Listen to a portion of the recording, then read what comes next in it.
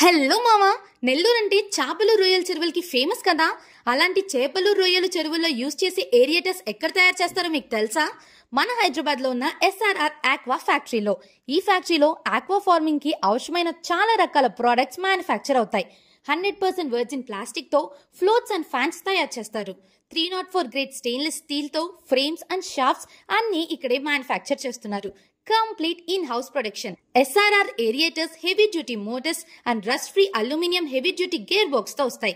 వాళ్ళ float 6.5 kg double layer తో, fans 2.5 kg wait తో లాంగ్ లైఫ్ కోసం స్పెషల్లీ డిజైన్ చేశారు.